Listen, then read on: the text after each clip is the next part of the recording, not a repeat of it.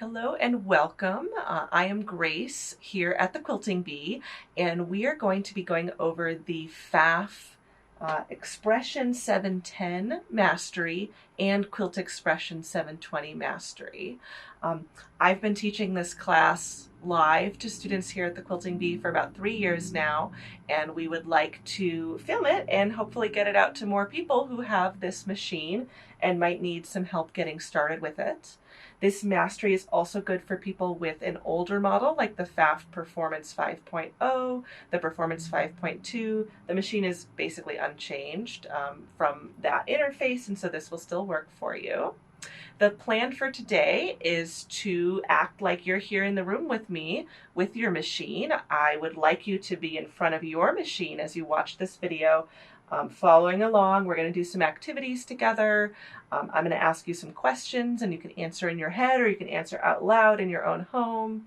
And we're going to go over all the utility functions, some of the decorative functions, and then a few of the most important practical applications of this machine.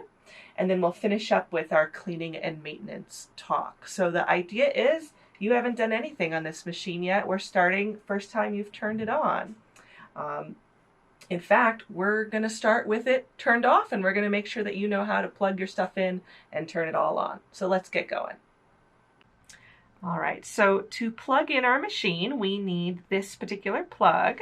And notice it has a square and a circular end. That's a puzzle piece. And there is a port that it has to fit into with the square and the circular end properly oriented, and we push that all the way in. This is our foot pedal cord, and that has a little circular port right next to the power cord, and that gets plugged in as well. Our power button is right here. Switch it like a light switch, and the machine's going to take probably 15 seconds to turn on. We're going to start by winding a bobbin. So we need to put our thread onto our spool pin. I put the thread on so that it comes off from the underside. I think of it as the toilet paper's on the pin backwards. But if you do it the other way, it's not the end of the world. This is honestly the most minor issue you could have with your thread. And then I immobilize my thread with a spool cap. I start by going under this little metal plate. I'll show you that again. Just like that, and it swings into a little dedicated notch. We'll start like that whether we're winding a bobbin or threading the machine. Then we head over to this little button here, and this is the crucial moment. When we wind a bobbin, we want to go under the circle that you can see on top, but on top of this triangle. Under the circle, but on top of the triangle.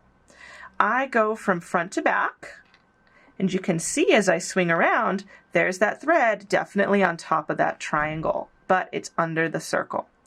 I emphasize this because this is a pressure plate, and it's going to give tension to our bobbin thread as it winds. If we don't do this correctly, our bobbin doesn't wind correctly. Then I have two guides, one guide, two guide, and I have my empty bobbin. This bobbin has Pfaff printed on it on one side and nothing on the other. We want it with Pfaff up. We always want to see our branding with Pfaff bobbins. I take my tail and I stick it up through the hole in the top of the bobbin. Maybe.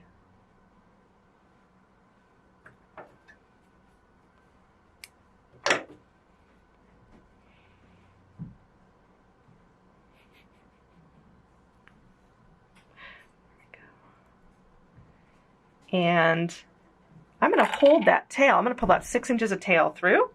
When I go to put the bobbin on, it's a puzzle piece, and there will be a point at which it doesn't go all the way on, and I need to rotate the bobbin, pop, and it pops down when it's in the correct rotation. Now I push the bobbin towards its bumper, and it's in bobbin winding mode. I know that because the screen has changed, and it now shows a bobbin and a little start-stop icon. I'm going to hold the tail. Again, I've got like 5 or 6 inches here, and it's not going to get away from me. I'm in charge of it. Hold on to it nice and tight, and you can start winding. it fills this top part first. That is not an error. It's the part of the bobbin that's going to tell the machine when it's almost out of thread. And so it fills first so that it is the last part of the thread that's going to come off of your bobbin. Once I've gone up and down a few times across the core, I can stop and cut that tail as close as possible to the top of the bobbin. The reason we do this is the best way we've found so that we can start winding cleanly without tying a knot accidentally at the end of our bobbin. I really like this method. Then I can push start again on screen.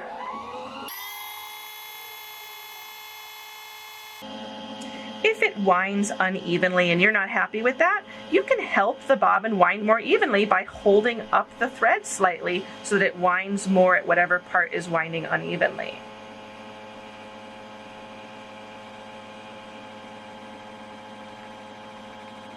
Notice the bobbin starting to stutter and finally stop. When it stops rotating, you need to turn that off by pressing the stop button on screen because that motor's still trying to turn the pin, but now there's too much friction between the bumper and the bobbin, and so you don't want to stress that motor by letting it continue to try to spin the bobbin when the bobbin can't spin anymore.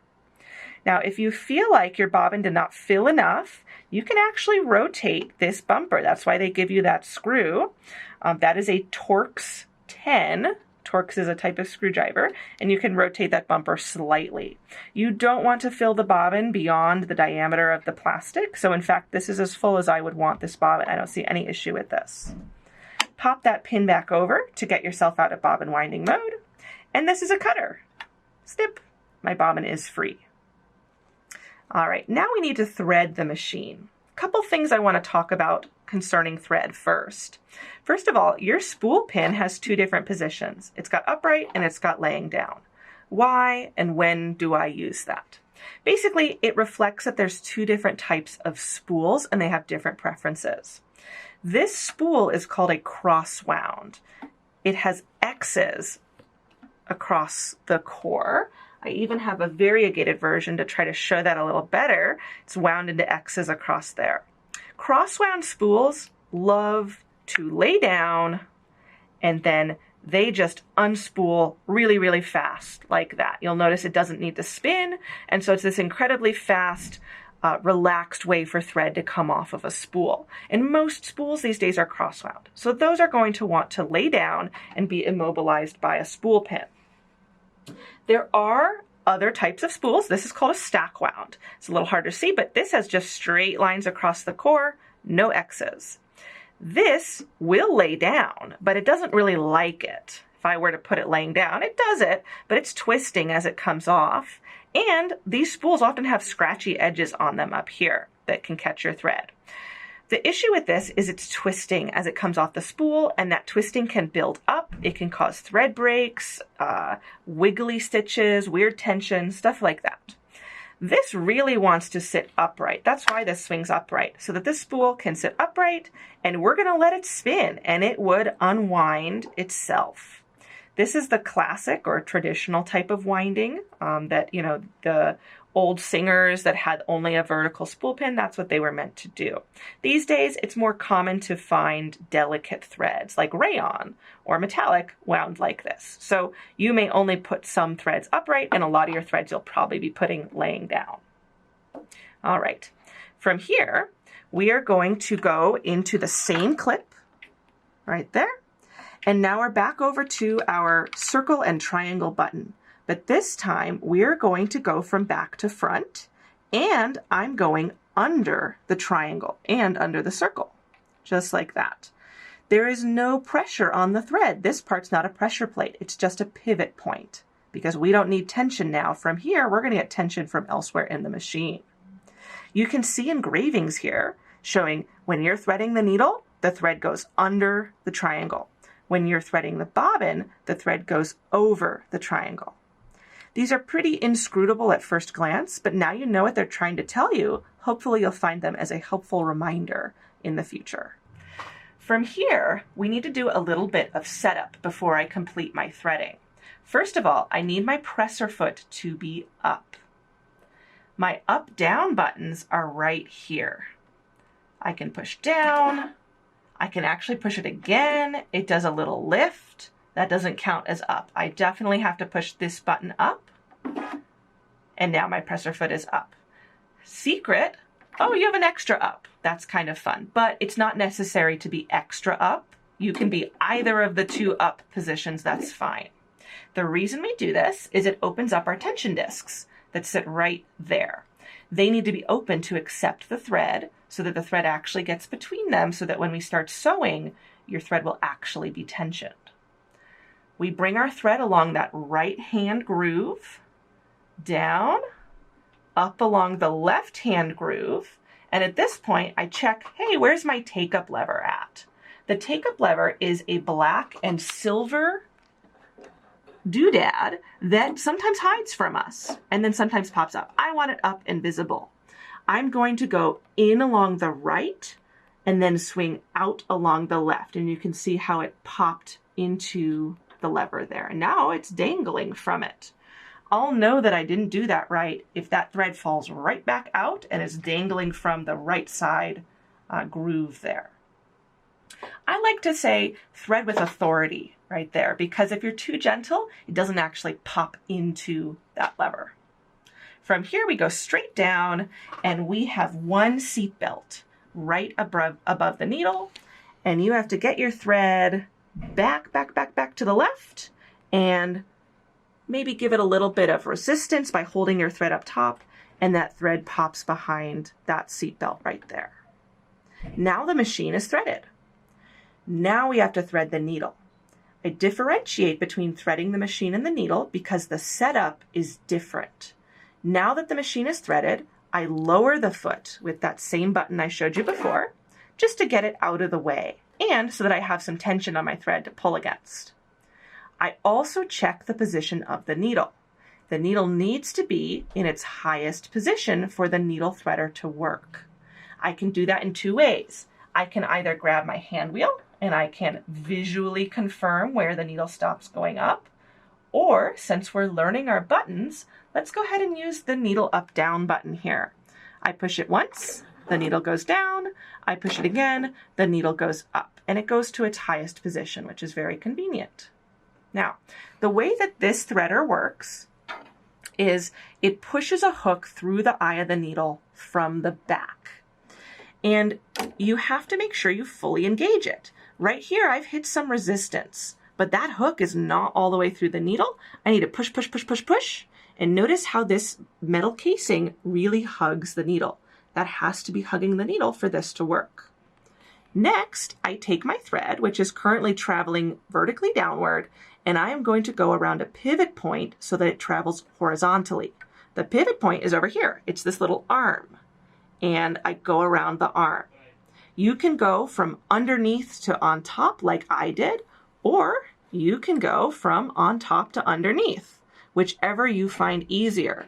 The whole point is that it's now going horizontal. That's all that matters. Now I slide into that casing I mentioned. There's a slot cut into it on the right-hand side, and I call it like a little smile that you can see from the right, and I make sure to slide all the way to the back. I hold my tail gently but firmly, and I let the needle threader come up with my left hand. And notice it pulled a little loop through, and I grab the loop, and I pull the rest of the tail through. Don't worry, I'm going to show you that again. Okay. This time, let's talk about common errors that people make. We already talked about one, which is not engaging the needle threader fully. If you stop back here, it'll never work. Number two, grab your thread up here. I'm like an inch from that seat belt. I see people trying to thread with their hand way back here. Look how little control I have over that. So I choke up and I got my thread in a vice grip. I go under and then over that little pivot point. It's okay if you go the other way, but at least I'm around the pivot point. I fully engage the threader, and then I bring the thread into the little smile. Now, I do not need to have a death grip on the tail. In fact, I don't want to have that because it pulls the loop from the tail itself. So if I don't let go of the tail, it can't pull the loop. So I am bringing the tail toward the needle as I let the needle threader retract to give it that slack. You can also let go of the thread entirely, whatever works for you. Then I grab the loop and I pull the rest of it through. If I grab the tail, I will just unthread myself, so don't do that. Grab the loop, pull that tail through. Don't worry if this takes, say, 5 to 10 times for you to start to get the muscle memory. It is going to take some practice. Now, you can bend the little hooky, especially if you've been threading needles with your needle too low. The eye wasn't there for the hook to go through, and so that hook got bent. The good news is you can probably bend it back, or your neighborhood sewing shop can probably bend it back for you if you did get that hook bent. It's not the end of the world. Just keep in mind that really tiny needles, size 70-10, size 65-9, they're not guaranteed to work on those. They're really only guaranteed to work on size 80-12s and up. Okay, now we need to put our bobbin in. This is our bobbin cover. We just push down and pull towards ourselves, and that pops off. When I go to put my bobbin in, I need to see my branding. Notice the Pfaff is still visible. Now, the other way to know that you're putting this in correctly is that the tail is coming off in an orientation where the bobbin and the tail make a P for Pfaff, not a lowercase q for quit that. So we want to see P for Pfaff. And when I pull on the tail, the bobbin rotates I pull on the tail, the bobbin rotates counterclockwise. All of those are going to tell me I'm doing the right thing, but the easiest possible way is to say Pfaff is up. All right, we drop that in, and there is one slot in this metal thing, and it's right at about 5/30 or 6. Maybe I can get it better. There we go. Here's a pointy tool. Right there. So I'm going to bring my thread, and it's going to fall into that slot right at 5/30. And then I pull leftward. If I hold my bobbin still, I get that really satisfying click, and I like to hear that click to really know I got it in there. Let me do it again. Hear that? Then I can continue up to this bumper, come around the bumper, and down to what is a cutter. And did you see those little arrows showing you where to go? At this point, I cover the bobbin. Again, it's a puzzle piece. I just lay it down and then push down and forward. Then I'll cut my thread by pulling sharply to the left with that tail. That way the thread is kind of caught under there. It can't pop up and get stuck under my plate. Okay, so the bobbin's in and the machine is threaded. Now let's go on to starting to sew. So if you haven't wound a bobbin yet or threaded your machine, go ahead and pause me. I'll wait, and I want you to go ahead and do that because we're going to start sewing. All right, let's assume we're ready to go. So first thing we'll do is just make sure that you're sewing okay. So we'll put our fabric under there. I've got just 2 layers of quilting cotton. You definitely want 2 layers, not 1. No machine likes sewing through just 1 layer. And I am going to start sewing. Now, I don't even have to push my presser foot down button. I can just push on the foot control and that foot will lower for me. How cool. So we'll sew a little bit. And we'll just make sure that your machine sews. And what the heck, this will be our first try pushing the scissors icon here. Let the machine make all its noise before you pull the fabric away. And I am getting a stitch on both sides, yay, so I obviously threaded it correctly. Now let's talk about our first sort of look at the screen. How did I know that I was going to get a straight stitch when I first started sewing? Well, first of all, I've got an illustration here on screen that shows a straight stitch. And then I see a number 1.1.1 down here at the bottom. That refers to a category, a subcategory, and a stitch. You have categories, so up here on the lid, it's referenced, and then as well, it's referenced on the machine. To see your categories, you push these 2 columns of lines. This is your stitch selection. We're going to use it a ton today. Push that. And I can see category 1.1, and then here's all of the individual stitches, and I can scroll through it if I want to see other categories or subcategories. To see all my categories, I actually tap the name 1.1. This is the hardest thing for people to learn usually on this machine because it's not super obvious that you need to tap that, and then we can see all of our categories here. Within each category, you have subcategories 1.1, 1.2, 1.3, and then, oops, let's go back to 1. Within each, you can push a stitch itself. And that's how we got to 1.1.1. Category, subcategory, and then number. And that's a straight stitch. Okay. Now let's set some preferences right away. You're going to have a preference about where your needle stops. I'll show you what I mean. So when I start sewing, my needle stops in the up position. I'll do it again. Start and stop, needle stops up. It's always going to stop up right now. Go ahead and try yours. Where is your needle stopping, up or down? If it's stopping up like me, that's pretty typical. That's usually where the machine wakes up to. And what's controlling that is this needle position button. This button moves the needle. It'll move the needle up, it'll move the needle down, but it also controls the stop position of the needle. I push it, and a little light comes on, and the needle is now down, and it stops down. So when I start and stop, it stops down. Try that. And then if you want, you can try it turning it off and proving that your needle stops up again.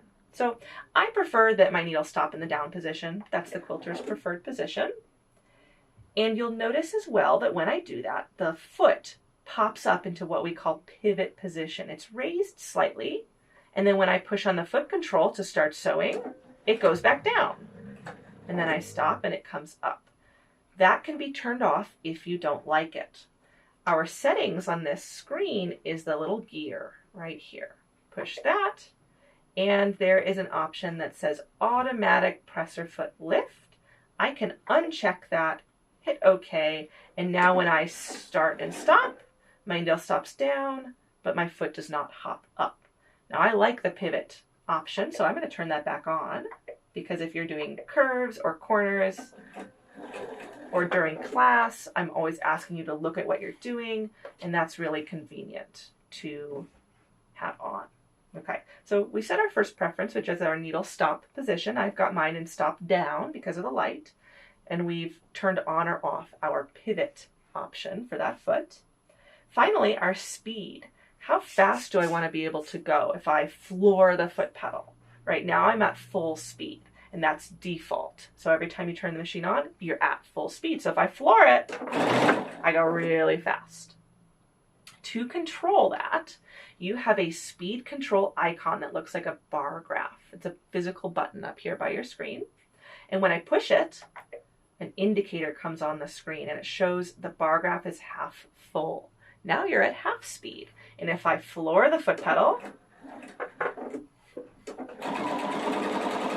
I only go half as fast as before. I push that button again, it goes back to full speed. The icon goes away, but when the icon is gone, it means it's at full speed. And I'm back. Now, what if you wanted to go a quarter speed or 3/4 speed? Well, I can push and hold on this button. I know that because there's a little triangle in the corner. This is Pfaff shorthand for if you push and hold me, I will do something related but different. We'll see that a couple times today, and I'll try to point it out when I see it. So I push and hold. And after I've held it for about 3 seconds, the screen changes. It shows me a bar graph, and I can adjust the speed that I can go. And then I hit OK, and now my bar graph is 1 bar full. I'm going to go very slow when I floor it. I'm flooring it right now, and I'm going very slow. This is still a toggle, but I've changed what it toggles between. So when I push it, I'm back to full speed, and then back to, 1/8 speed or quarter speed, just like that. So you're changing what you can toggle between, but full speed is always going to be one of the 2 toggles. That does reset every time you turn the machine on and off. And so every time you wake the machine up, you might prefer to go ahead and set that back to, say, 3/4 or half speed and keep that on. Okay, so now that we've set our preferences, let's go ahead and talk more about this straight stitch. This straight stitch has a length to it. Take a guess. What is the length in millimeters for the straight stitch? If you guessed 2.5, you are correct. We can see a 2.5 right here right above this icon. Now, this icon here is length, and we're going to see variations on a theme, but this one, you just got to memorize it, that a triangle with nothing else by it is stitch length, and it's in millimeters. We're going to see how long that stitch can go. So we push the plus button. If your machine doesn't like your fingers, maybe you've got long nails, maybe your hands are cold, or you've got poor circulation, do use that touch pen that comes with the machine. Right now it's warm, it's summer, I've got plenty of circulation in my fingers, so it senses it. I push and hold, that number changes how high. It should go to 6, make sure you're at 6, or maybe if you have an older machine it might just go to 5. Now let's sew a little bit.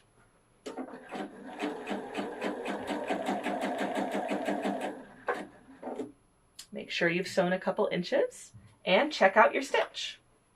It is longer. What do we call a long straight stitch like this? If you guessed basting, you're correct. This is a basting stitch, and basting is used for gathering, tacking things down, things like that. It's not super secure, and so once you've basted, you usually go back and you either rip it or you tack it down for real. So let's imagine that we wanted to tack this stitch down for real. I need to go back to my 2.5 millimeter length. There's a couple ways that I could get back to default. First, I could just remember I came from 2.5 and I could go all the way down to 2.5. Or maybe I didn't remember that 2.5 was the default, but notice that this number is green right now. Green on this machine means changed away from default or selected. And so once I'm back at default, it goes back to a white number. So I could just guess and check and keep going until the number turns white. However, that does sound exhausting, especially if I had no idea what the number was and I was laboriously going through. Instead, what I can do, I'm going to go back to a basting stitch, is I can reselect the stitch. I do that by going into my stitch selection, which is the 2 columns, and tapping number 1 again. It reloads it from the machine memory at all of its defaults, and I'm back to normal.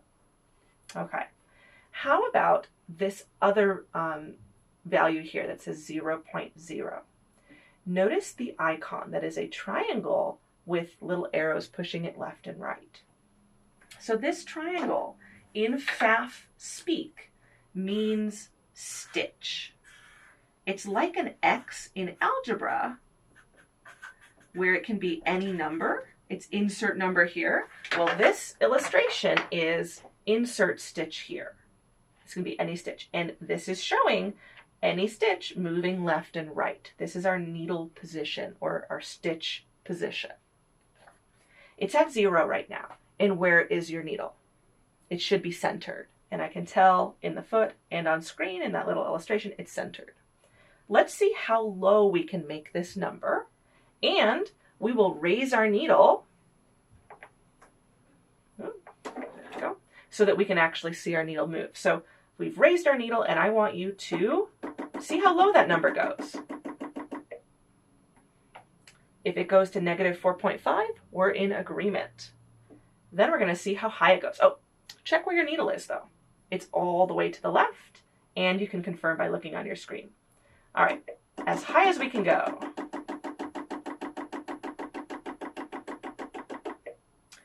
It should be at 4.5, positive 4.5. And our stitch is all the way to the right on the foot and the screen. So this is a millimeter value, 4.5 millimeters to the right of center, 4.5 millimeters to the left of center, with negative meaning left, positive meaning right, and dead center is 0. Hopefully that makes a lot of sense to you, that 0 is centered. So a common follow-up question is, why would I move my needle left or right? And there's a couple reasons. Maybe you're edge stitching, and so you want to scoot your needle more to the right so that you're closer to the edge of the fabric. But the most common reason that most of us are going to move our needle is for the 1/4 inch. So let's do that together. Cut our threads. And I have a 1/4 inch foot right here. It doesn't come standard with every machine, so you might have to get it extra, but I do really like it. It's the version here that I have. It has a barrier on the side so that when I run the fabric along there, it gives me a 1/4 inch. To change the foot, I'm going to push down on the existing foot, just like that. I like to push on the toe and it kind of torques it. There's no release. You might come from a machine where there's a release back there. Pfaff doesn't do that. To get the new foot on, I lift and clip so that the 2 little posts right there clip into the receptacle. Just like that. Notice I had a hand on the front and the back to try to keep it level. That helps me push it up into place. I really don't like it when people lower the foot using the electronic lowering, because if you're not in the right spot, it's not clipping in and you're actually sort of hurting that motor by hitting something while it's trying to push down. So I like to lift and clip with that foot. Now, with the needle in the center position, so if you haven't reset, make sure that you put your needle back at 0. You can go into your stitch selection and reselect. And then let's try a 1/4 inch. Just do your best. I promise I won't judge you. I run the edge of the fabric along that guide.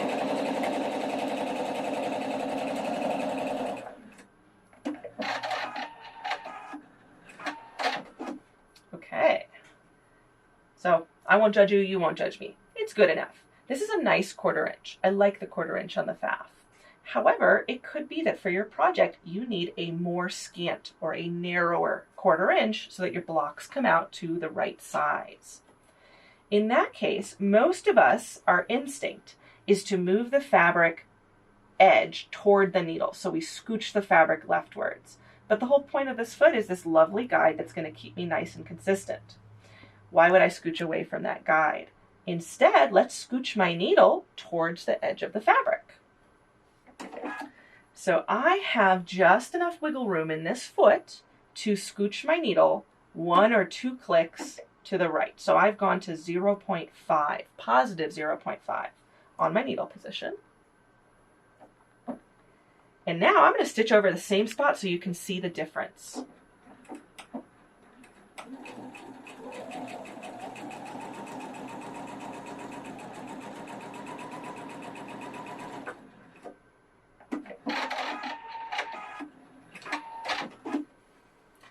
Check it out. I'm like a thread's width narrower. It's not much, but it is enough on most projects to make a difference. So that would be how you get a scant 1/4 inch. And it's a really good reason for you to learn how to use your needle position buttons. That's all we're going to do with the 1/4 inch foot. So we'll pop that back off. And you know, I should have said this at the beginning. Hopefully we were all on the same page. I want you using your 0A foot. So if you weren't before, 0A. It is labeled there, 0 and A. If you have a really old foot, it might just say 0. And we'll pop that on. Okay.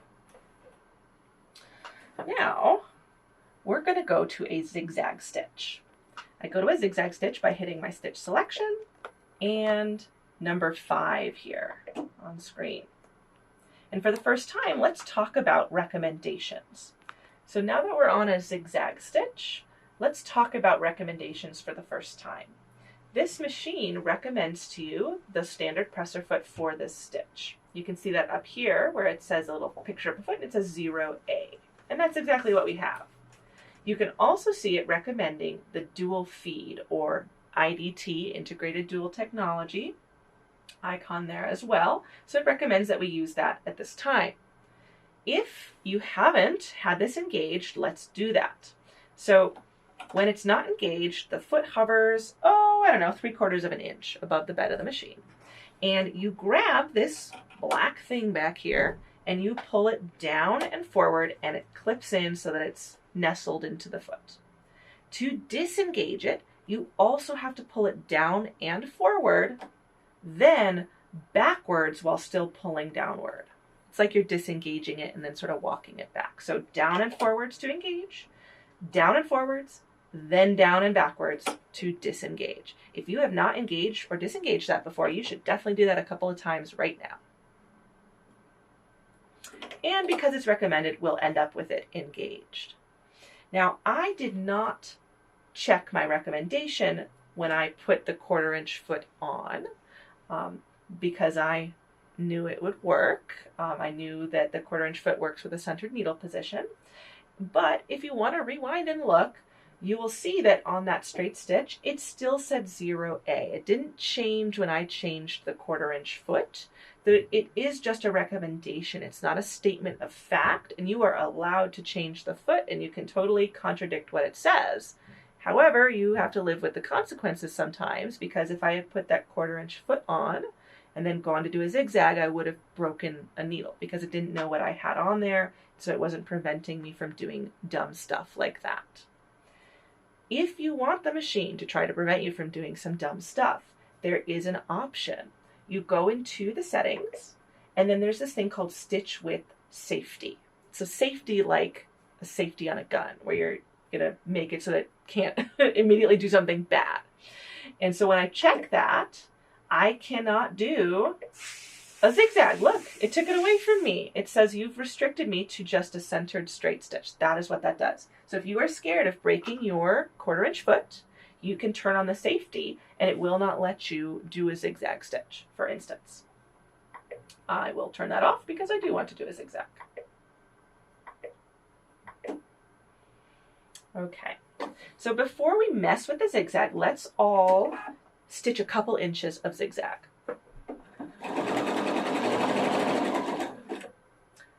Put my needle back into needle stop down, and after I've done a couple inches, you can just flip your fabric and look at it and say, oh yes, that is a moderate zigzag. Looks good.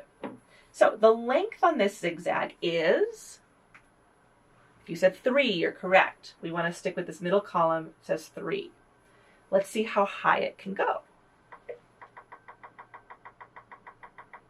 Whoa, it went all the way to 12. It's not actually going to jump 12 millimeters forward with every single stitch. It's just counting it a little differently. It counts 6 forward for the right side of the zigzag, 6 forward for the left side of the zigzag, equals 12. What is our width on this stitch? If you said 4, you are correct. There's that 4.0. And you can see the little width icon there. It's changed. It's no longer a needle move left and right button. It's a width icon of a zigzag getting wider. Let's see how far this goes. 9.0. Let's check it out.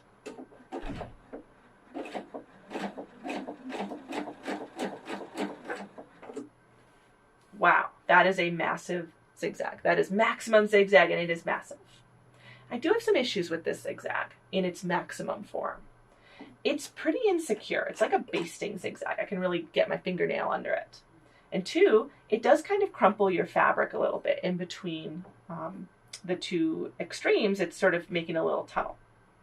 So if you have to do a long wide zigzag, I might suggest an alternate stitch. We go into our stitch category, and we're going to go to number 7 on the 710. It is possible that this varies based on your model. We're looking for a zigzag that has a couple little breaks in the line. So it's a dashed line making a zigzag. Now, when I stitch this, so let's, all right. I won't talk about what it's doing. We'll try it together and you'll see if you can tell me what is different about this zigzag.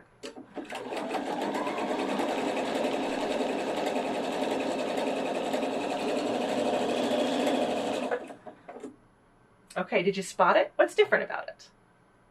If you said it's taking some steps on the way between the zig and the zag, you're absolutely right. This is a 3-step zigzag. It's breaking up those long jumps into smaller stitches. I can still make it wider. I can still go out to 9 like I was before.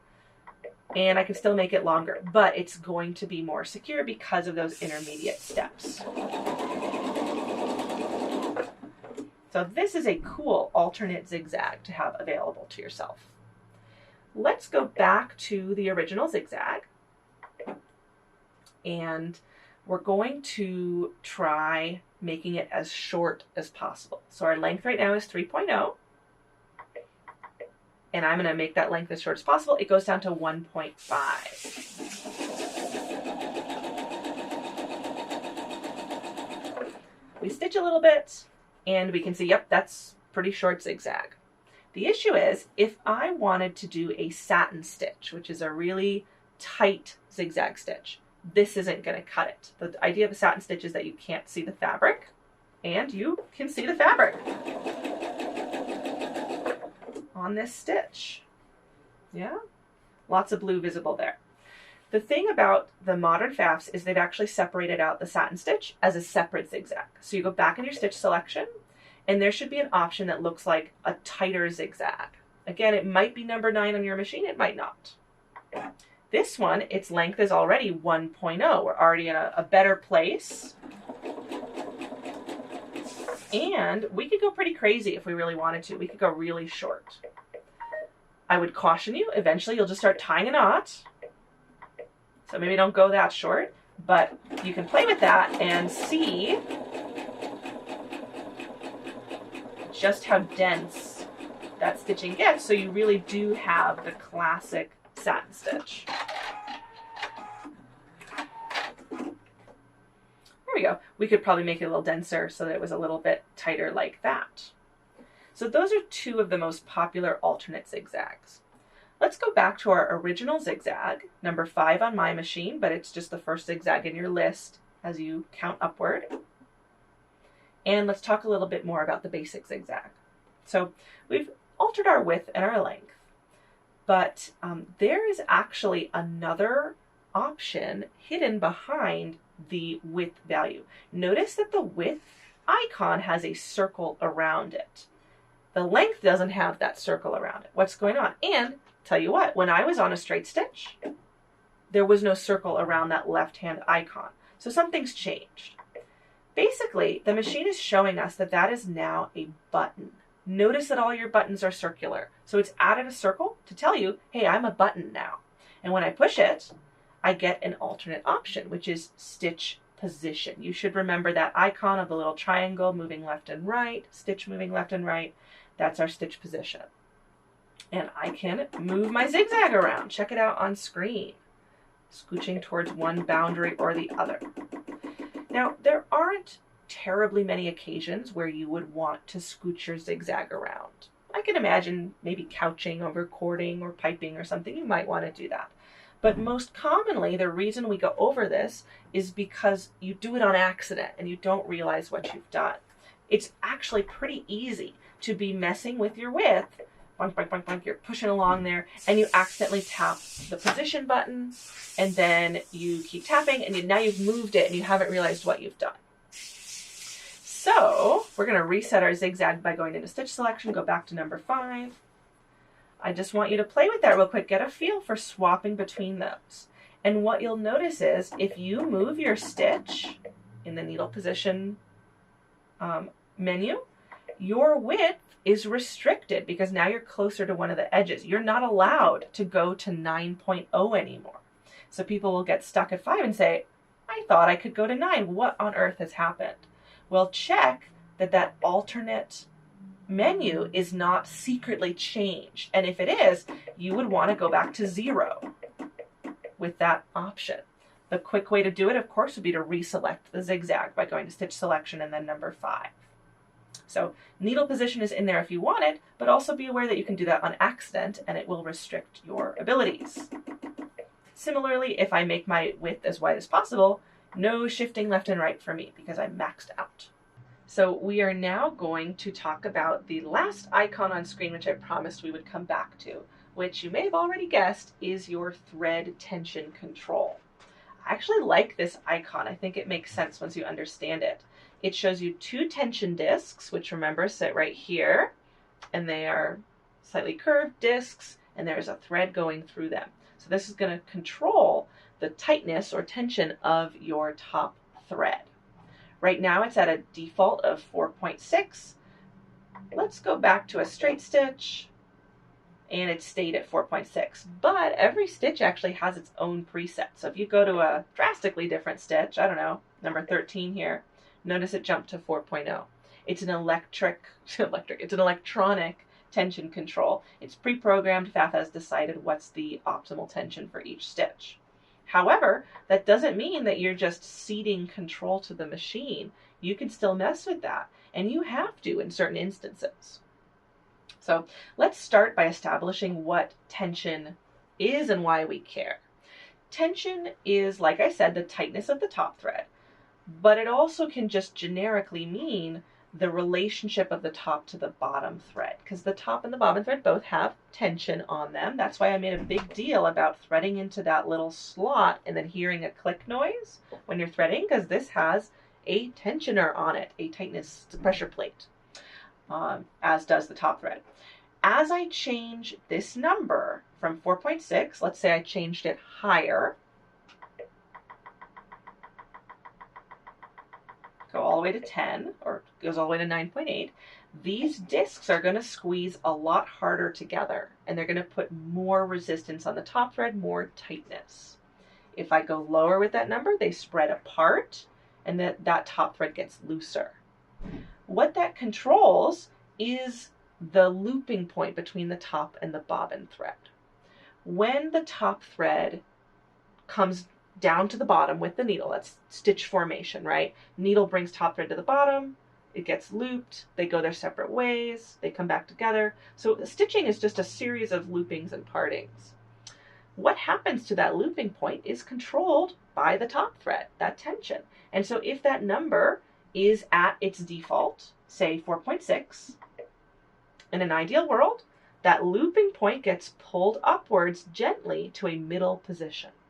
Then the next stitch forms, the tightness pulls that looping point upward to a middle position.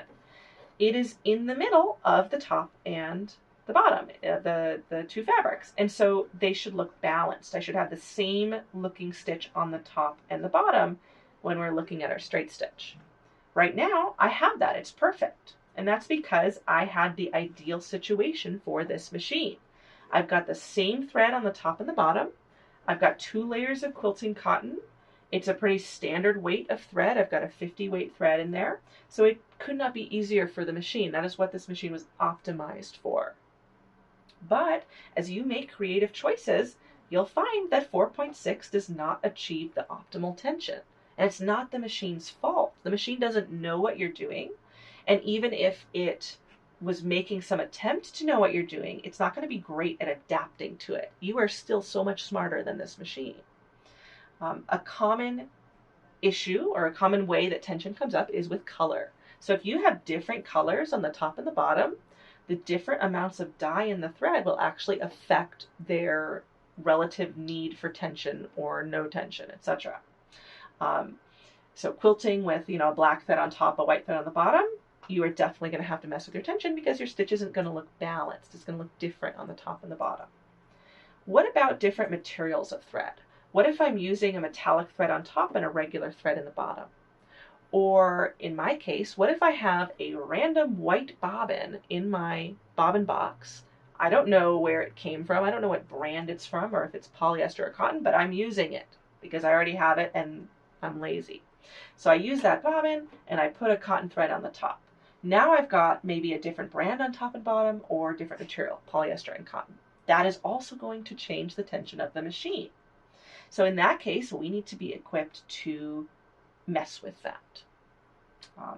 So the first thing we'll do is make our machine show us a bad result. And in fact, to enhance our learning, I'm going to swap to an alternate color of bobbin. You can do this at home, or you can just keep your regular bobbin in. You'll be able to see what I'm talking about, but hopefully this will be really visible if I change over. So I can be your example.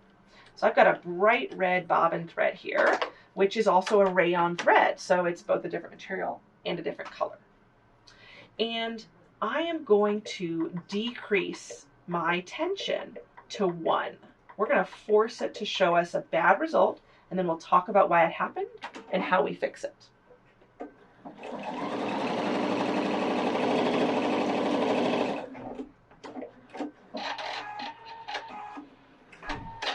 So you'll sew a line of stitching, and we're going to look at balance. Does the top and the bottom look the same?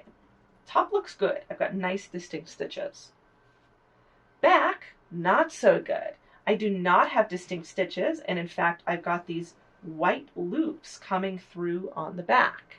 Remember, white is our top thread, so that's white top thread coming through, and it even has a texture to it. I can feel the little bumps of the white thread. If I pull on my bobbin thread, it's not even held in. I can just pull it right out, and now we can really see those are loops of top thread. So in this case, we have loosened the tension. We lowered the tension. Those discs spread further apart. They're not tightening up that top thread. And so once that looping point formed, maybe it pulled up a skosh, but not much. And so that looping point is drooping toward the back of the fabric. The way I think of it is, if that looping point is too low in your fabric, that tension number is too low. Now, to see the opposite, we have to sort of trick the machine. It's actually pretty hard to get a machine to show you tension too tight. Here's how I do it. I go to a zigzag stitch. I make it as wide as possible. Crank my tension up to 10 or 9.8. And I have to use fabric with stabilizer in it. So I've got my alternate here, got a little square of stabilizer or interfacing that's going to beef up my fabric so it doesn't crunch under the enormous amount of pressure I will be putting on this thread.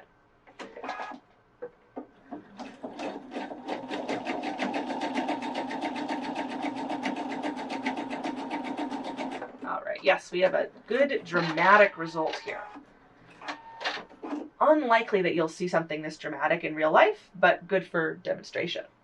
White is my top thread, and you can see it's doing a wimpy little zigzag. And red is my bobbin thread, and it is pulling bobbin thread way, way up to the top. The back looks good though. So that is that looping point pulling all the way to the top of the fabric. So if that looping point is too high, your tension is too high, and you need to lower that number and let that thread relax downward.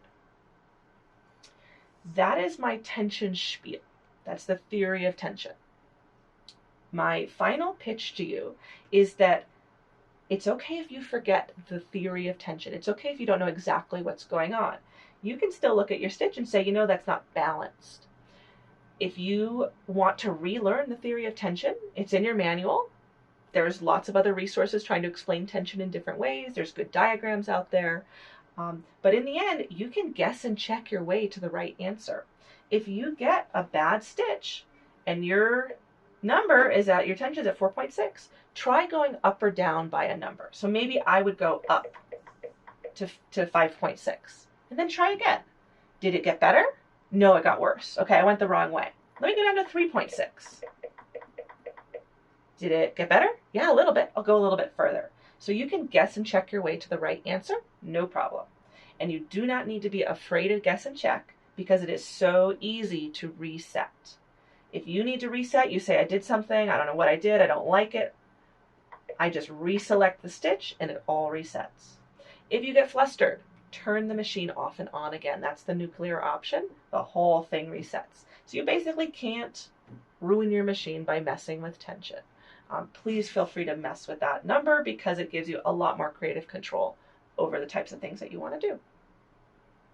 All right, so at this point, we have met our straight stitch and our zigzag stitch and a few alternate zigzags, and we have been introduced to all the icons that appear here on the screen. We're going to start working with the rest of the buttons, with the first one being reverse. So our reverse button is down here on the incline. It looks like a U-turn symbol of an arrow. And the first thing we're going to do is you're just going to try to prove to me that you can sew in reverse by sewing forward and forward and backward a couple of times. So let's all do that together while we're on a straight stitch.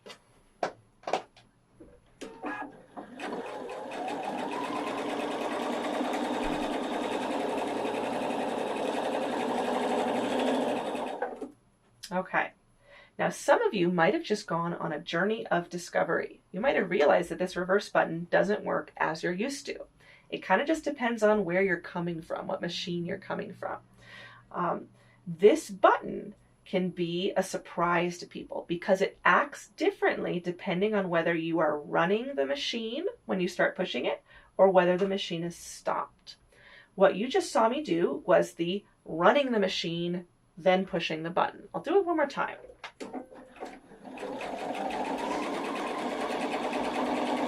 Let go, push, let go. Did you see how it stopped reversing as soon as I let go and then it started going forward again? So it only sewed in reverse as long as I was pushing the button. That is the most common method of using a reverse button across all brands.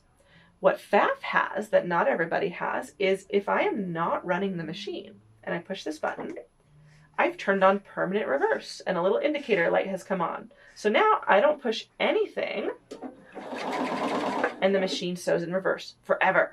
And if I want it to stop, I stop again and I push that button and permanent reverse turns off. One more time. Push, stop, push, and sew. So to review, if I am running the machine with the foot control and I push the reverse button, it sews in reverse as long as I am pushing that button. If I am not running the machine and I push this, I've turned on permanent reverse. And to turn it off, I have to stop, push it again, and now permanent reverse is off. Make sure that you understand both of those. You can go ahead and pause me, and then we'll go on. Okay, so the reverse button, it's cool. We've got those functions. And either way that you are reversing, one of the most common reasons that you will be reversing is to lock stitch. Here's a classic scenario. I want to do some piecing, and so I'm going to start at the top of my fabric. I sew forward about 5 stitches, backward about 5 stitches, and then I continue on. So I've lock stitched the top of my seam. Now I'm at the end of my fabric, and I would like to lock stitch again. Turn on permanent reverse, backward about 5 stitches, forward about 5 stitches. Now I'm locked at the top of the bottom of the seam, and that won't start coming apart as I use whatever this is, like a garment. Did you know that there's some alternates for doing a lock stitch other than just manually using the reverse button? Let me get a fresh piece of fabric for this, just for fun. Okay, so option number 1 for a lock stitch that's not just you operating the reverse button. You have a icon here, a button I should say, that shows a single line with 3 lines below it. This is what I call an on-demand lock stitch. Your manual will call it a tie-off button. And the way that I remember what this means is I think of it as a statement of what's going to happen. The machine is saying, I will stitch forward, then forward, back, forward, just like that. And if you were to abbreviate that, you could just put 3 lines like that. It doesn't necessarily still stitch forward, forward when you push it. It might just do a little forward, back, but the idea is it's showing you its plan of action. That's how I remember that that's a lock stitch button. Let's see it in action. Oh, I unthreaded my needle. Hey, we get to watch me do this again. Foot down, needle up. We always check our needle position. Do not trust yourself. Hook around that little arm, fully engage the needle threader into the little guide, and then when I let go, that loop comes through. Tuck that thread under. Okay. So I'm sewing along, and for whatever reason at this moment, I need a lock stitch. I push this button. It gives me a little indicator on screen, and the next thing it does is forward, back, forward, and it forced me to a stop. I'm not letting off of my foot control. I'm just flooring my foot control, and it forces me to a stop. I'll do that again.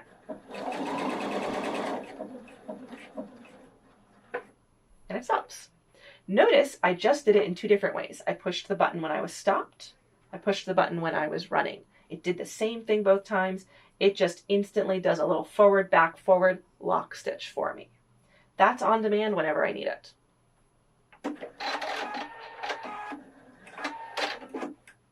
Now, let's say that I want a lock stitch, not just now and then, but every time I'm at the top and bottom of my fabric, just like the initial reverse example I showed you. I can program in a starting and ending lock stitch. That is done in this menu over here. So I've got a little icon, second one down, that shows little lines and a scissors. Push that, pops out a submenu, and I'm going to turn on lock stitch at the beginning, lock stitch at the end, and cut. Just for fun, I'll turn all three on. I can turn on one or the other or any of those, but I'll turn them all on. Notice they're all green. Now I can close this menu if I want by tapping the same icon that opened it. But the icon is now green. It's showing me, hey, something's turned on inside of this submenu. Now when I start, I'm going to start at the top of the fabric, and I want you to follow along. If you're not, you're going to start sewing at the top, and you're going to sew all the way to the bottom. When you get to the bottom, I want you to pause and wait for further instructions. Here we go.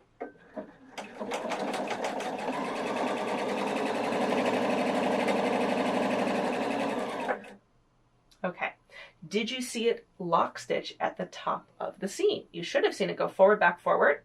And now that we're at the bottom, I'm going to go ahead and put my needle down. You know, I turned on an ending lock stitch. No matter how long I wait here, when I start sewing, it's not going to sew a lock stitch. It is not going to take stopping as a sign. You don't want it to think, oh, she stopped, I should do a tie off. What if you stop to sneeze or something? So you need to trigger the machine into the ending lock stitch. And what they have chosen as that trigger is the reverse button. Why? I don't know, but it is. You push it, and now it does an ending lock stitch when I give the foot pedal some gas. It even cut my thread for me because I had turned on that icon. Let's do that again. When we start sewing, we don't have to do anything. That lock stitch just happens. Forward, back, forward. And whenever I decide I want to be done with this seam, I push the reverse button, an indicator light comes on, and the next time I push on the foot control, it locks and it cuts. I'll do this again, but I'll show you that it works the same way when you're just running the machine. You don't actually have to stop. Right into it, and I'm flooring the foot pedal the whole time, and it cuts. That is a programmable lock stitch. Now, let's study this icon here. This is an indicator light, and notice the icon shows triangle for stitch with a line at the bottom, right there. That means that it says, I acknowledge you have told me to end the stitch. So it is doing an ending stitch task, which in this case is lock stitching. If I accidentally push the reverse button and I'm like, oops, it's not time for a lock stitch, I need to turn that off. Guess what? Just push the reverse button again. It says, oh, did you want to do permanent reverse? And I say, no. Push it again. Oh, did you want to do a lock stitch and then sew in a permanent reverse? No. Push it again. So you just cycle through all those options. So if you accidentally push the reverse button, it's not the end of the world. Just cycle through. And then you're back to being at no lock stitch, but we're ready for you to trigger us when it needs to be. That is my programmable lock stitch. So let's review.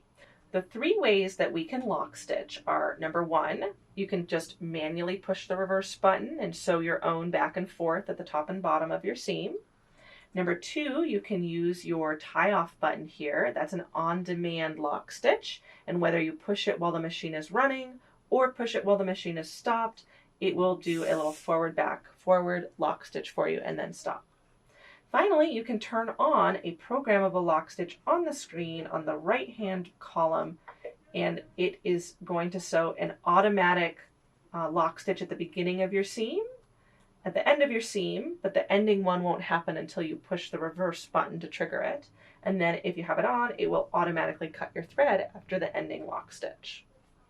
I'm going to go ahead and turn all of those off for now.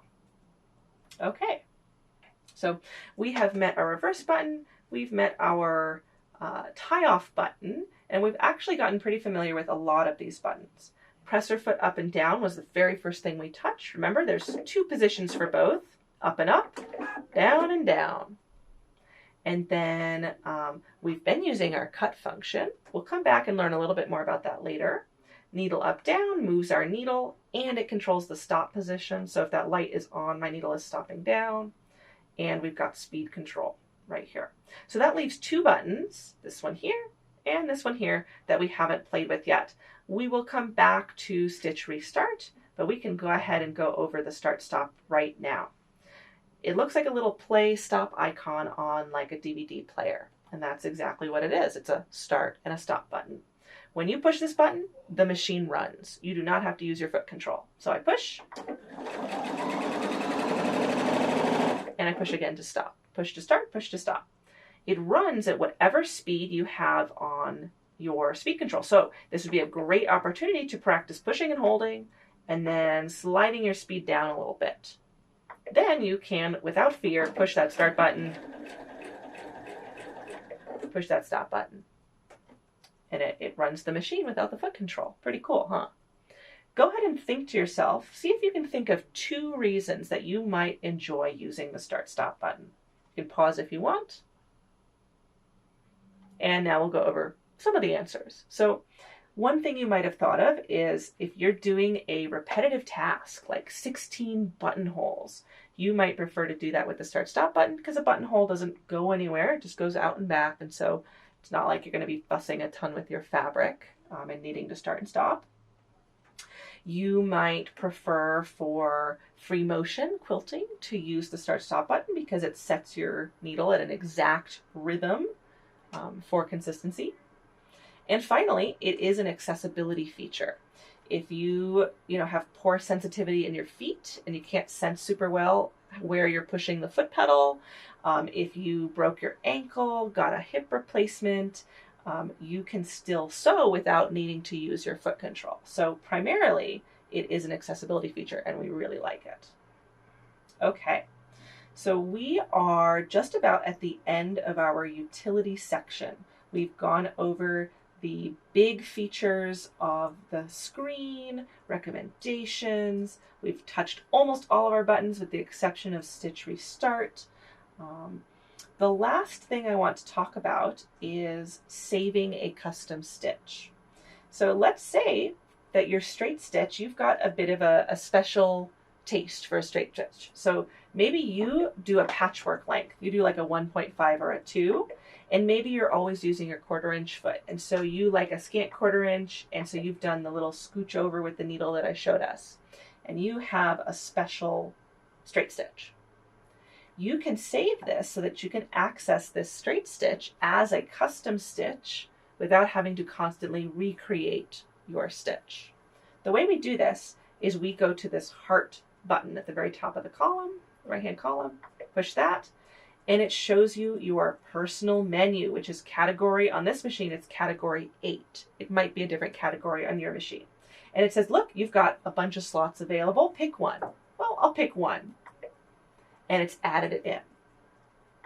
Now let's say it's a brand new day. And I'm actually going to turn my machine off and on again to prove to you it's a brand new day.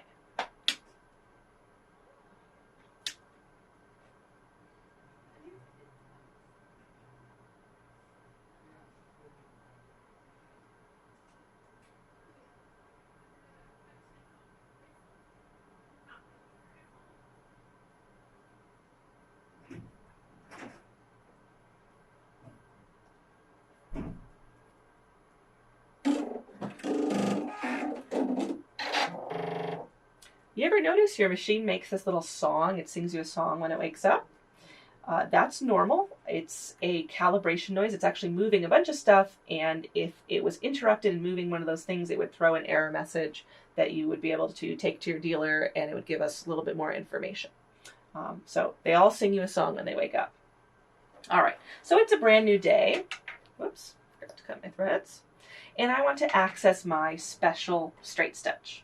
The way I do that is I go to my stitch selection. Because I've just put this in as an extra stitch. To get to my categories, I tap the name of the current subcategory. It shows me my categories up here, 1, 2, 3, 4. Scroll to the right, and I'm looking for a heart. It may not be category 8 on your machine, depending on how many categories you have, but it's definitely marked with a heart. And then I've got 3 subcategories, personal menu 1, 2, and 3. I'm going to go to personal menu 1, and stitch 1 is my custom straight stitch, and there it came back, 0.5 and 2.0. So you can save a custom straight stitch, you can save a custom blanket stitch, you can have all sorts of personalized stitches going on. Now, if you did this with me and now you're like, Grace, now I have a stitch that I don't actually want, how could you make me do this? Don't worry.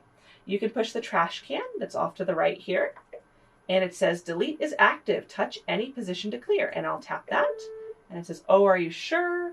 And I hit OK. And now you're back to a clean slate, and then we'll hit X to get out. So that concludes our utility section. This is a great time to take a break, pause me, go to the bathroom, get a coffee, stretch your legs, because when we come back, we are going to be doing decorative stitching. When you come back, I want you to have a fresh piece of fabric with some interfacing or stabilizer in there to give it a little bit of beefiness. All right, see you soon. All right, I hope you had a nice break. We are coming back ready to do some decorative stitching. Mainly, we're going to take you through several of the abilities that you have in decorative stitching. It's not going to be an exhaustive overview of all your stitches. I leave that to you to do at home, but we're going to go over the main options available to you. So we're going to go to our stitch category and then tap the name of the subcategory, which says Essential Stitches, and that brings up all of our categories. And we're going to go look for our satin stitches.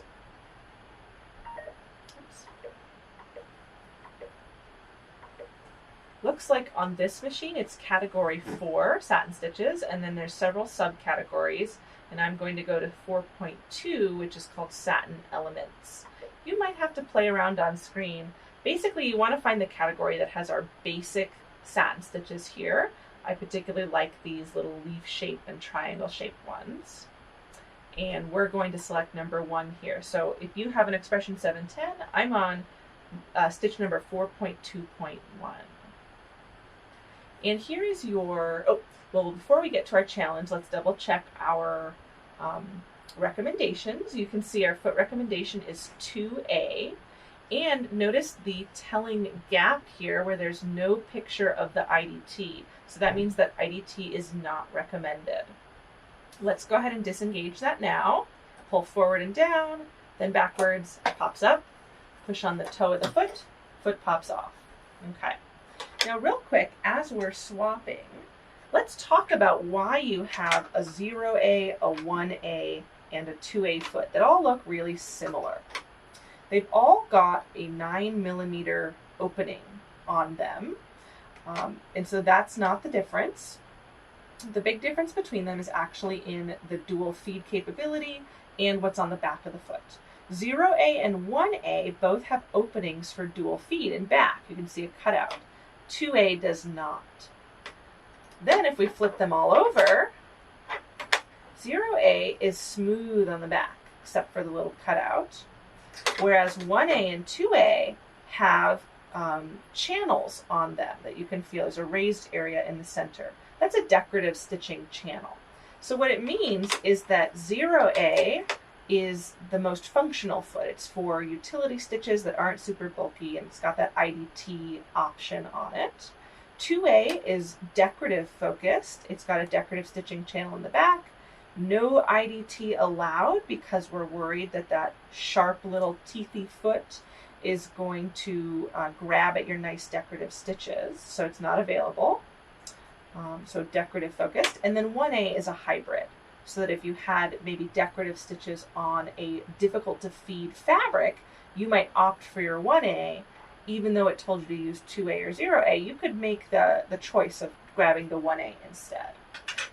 But we are going to use the 2A as recommended here. And the final icon on screen there shows a little piece of paper that's telling you to use stabilizer. And I am using stabilizer, and you should be too. Okay, so here's your challenge. I want you to sew exactly 2 leaves, and I'll do my best as well, and we'll compare notes when we're done.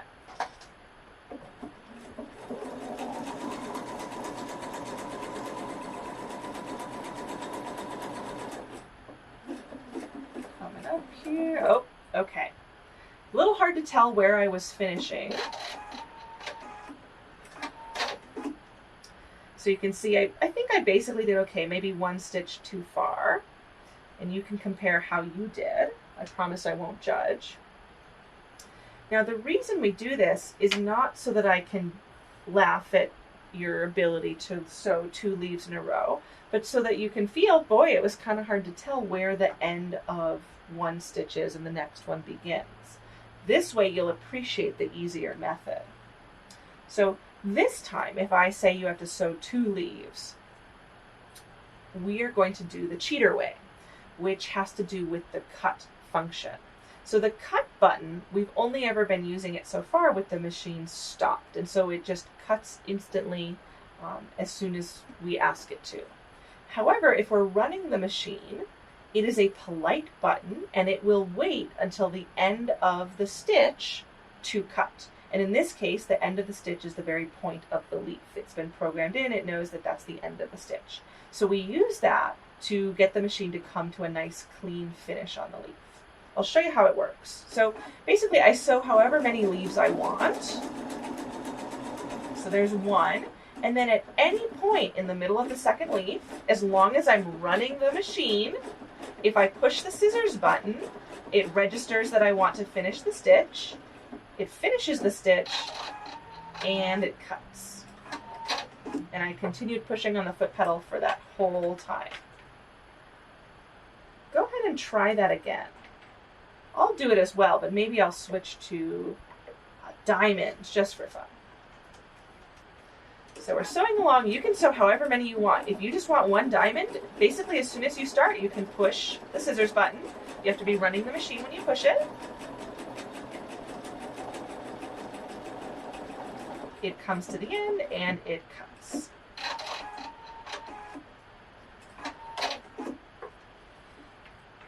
Excellent. So we'll use that a bunch as we go forward.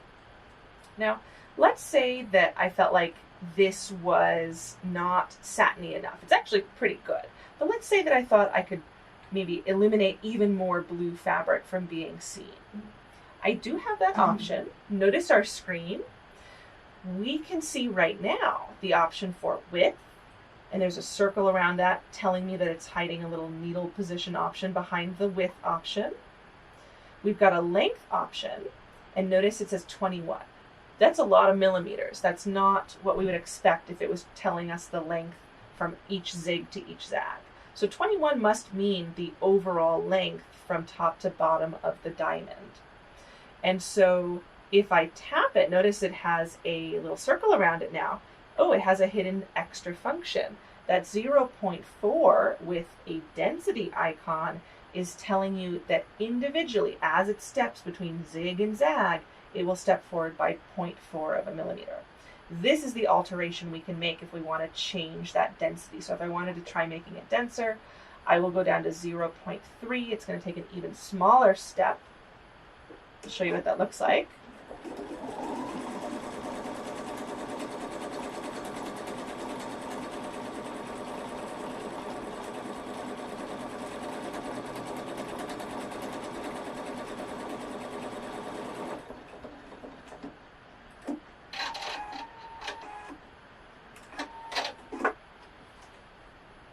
So wow, yeah, that is about as dense as we can go there. What's cool about that is it didn't change the overall length of the diamond. My diamond didn't get squashed or distorted. It just added more stitches in but kept the length of the diamond the same, which is pretty cool. So the satin stitch section is one of very few sections where you'll have this option to alternate between density and length. And you'll know that you have that option because of the little circle around the stitch icon, and that's telling you that there's an alternate that you can push that and swap over.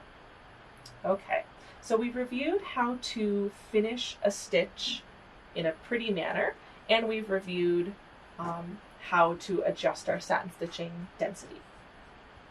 Now we're going to go on to different types of decorative stitches, a couple other options. Now, for our next activity, I have actually swapped to the Quilt Expression 720, which is just the upgraded model from the 710. And I did so because the next thing I want to show is specific to the 720, but we'll all be able to participate in finding the stitch, and 710 owners, you'll be able to at least play with a fun stitch. We're going to go into our stitch selection, and we're going to go find our animal stitches. Oops. So in this machine, it's category 6, subcategory 2. So 6.2 is called animal stitches, and I'm going to stitch 5, which is a turtle. Probably actually a tortoise. All right, so we all should have a tortoise. They've had tortoises on their machines for years and years, so everybody should be able to find him. And the next scenario I want to propose to you is if you want a specific number of stitches. The satin stitching, we were doing that scissor cheat where we are maybe filling a space, and when we get to the end of the space, we can do a sort of play it by ear situation, judge which one is the last stitch. Another one won't fit, so I'm going to finish this one by pushing the scissors, and we finish that stitch and I've filled the space. But what if I'm not going by filling a space, but I actually want a specific number of stitches for some reason? Maybe I'm representing a little family of turtles, and so I want 4 turtles. In that case, I could count as they stitch out, 1, 2, 3. On the 4th turtle, I push my scissor icon and let it finish. That's totally an option, but it sounds like a lot of work. And remember, I'm pretty lazy. So what we're going to do is find, for my 720 owners, on the right-hand column, there's a little picture of some triangles and like a capital I. We're going to open up that menu. This contains actually 3 different programs. There's the tapering program, which is these two. Basically, you can bring your stitches to a point at both the start and the end. We're not going to go into that today. It's not something that I use terribly much. The capital I is showing you actually a length of a seam. That is called patchwork program. And the idea is that you can program in a given stitch length and it can stitch it over and over. I'll be honest, I find it pretty unreliable as far as being able to memorize and reproduce the correct stitch length. I don't use it. I do, however, use this last icon, which is a triangle. Remember, the triangle means stitch, with a line at the top and the bottom representing a single stitch. This is called single stitch program. And when I select it, these numbers and pluses and minuses become active. It says ×1, and I have just 1 turtle on screen. So in the scenario where I wanted 4, I would push plus until it says ×4. And now I'm going to be able to sew 4 turtles or tortoises, and it will stop after the 4th one without me having to do anything. If you don't have single stitch program, I think you should just sew some tortoises just for fun at the same time. Here we go.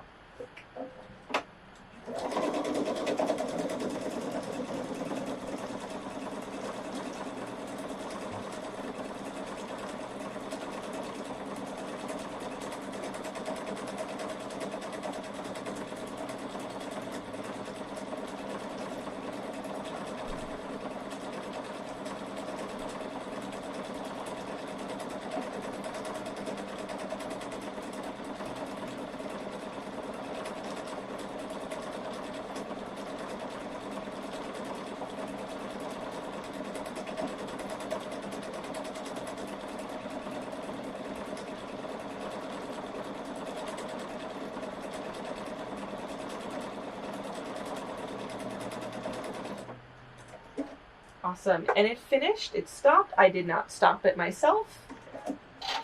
Use our cutter. And we've got a little family of 4 tortoises, and I did not have to prompt it to finish and cut. So that's called single stitch program. Okay, to turn it off, I'm just going to unselect that same icon and close the menu. So while we're still on this tortoise, let's imagine that I wanted to put this tortoise onto a bag, but the bag could only fit on the machine one way because it has an opening on one side and not the other. And so I wanted to sew the tortoises on, but they were facing the wrong way for that project. Maybe I want his head over to the left instead of to the right. I can make that happen. I have 2 icons over here. I've got a triangle looking at itself in the mirror, and then a triangle looking at itself in a reflecting pool. This is showing you the ability to flip a stitch across the y-axis and across the x-axis. So if I want to flip this tortoise so that his head is off to the left, but he's still walking upwards, I can push that top icon, and there he goes, head to the left, walking upwards. Now let's try it yourself. Using one or both of these buttons, can you make your tortoise copy me first, so he's walking upwards, head to the left, but then can you make him walk downwards with his head to the left?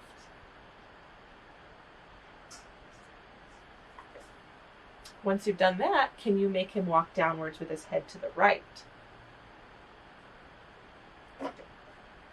And finally, we're going to return him to normal, which is walking upwards with his head to the right. Just like that. So we made our tortoise face 4 different directions. The reason that he can face 4 directions is there's 2 buttons, and you can push them 4 different ways. You can push one button, you can push the other button, you can push both, and you can push neither.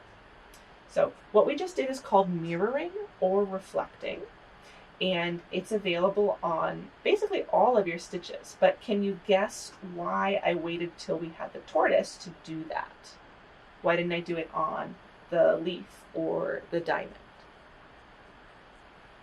If you said it's because those are symmetrical, you are correct. It wouldn't have made any difference if I had flipped the diamond or the leaf. It only makes a difference when I have an asymmetric design, and the tortoise is the perfect example of that. So you can push those buttons anytime, but it might not always look like something has changed. So that's everything I wanted to show you about your individual stitches. And I know I did not, oh, that one doesn't have them printed. I did not go over, anywhere near the amount of stitches that are built into this machine, decorative wise. But I am going to leave that to you to make a stitch book. We're going to go on and look at what we can do with sequencing. Sequencing is the ability to put unlike stitches next to each other. So I wouldn't just have a family of tortoises. Maybe I could put a tortoise and then a butterfly and then a heart or something like that. To do stuff like that, we actually go into a different menu. Both 710 and 720 owners will both have this menu. It is a zigzag stitch next to a letter A, and that's on the right-hand side column. If you have an older machine like a Performance 5.0, you might have a different icon that's an A, a heart, and a B. It has changed over time, but in both of those icons, it is unlike things, letter next to stitch, and that's telling you that that lets you put sequences together. So we open up that menu, and it actually takes us to a whole new page, and it says sequencing on it. So from here, I can go into my stitch categories, and I can grab whatever I feel like. Maybe I want a flower, and maybe I'll switch to my satin elements, and that looks cool. And, oh, a fun stitch. Maybe I'll do a car. Okay. So put 3 different stitches in so that you have a sequence that matches mine. And we'll notice that we know I have 3 stitches because it says 3 out of 3. So there's 3 total, that's the second number. The first 3 that we see tells me that I am currently editing the third of 3. So I could do things like flip the car or change its length or its width. You'll notice I still have length and width here. And then if I wanted to edit something else, can't tap the screen, figure that out. I can scroll up and down and notice how that number changes 2 out of 3, 1 out of 3, and I could go back and edit. I could go back and throw away as well. So let's say, oh, that border, it's not what I was hoping and dreaming it would be. I'm going to hit the trash can there. And then I could insert something instead. Maybe I want a house instead. Okay.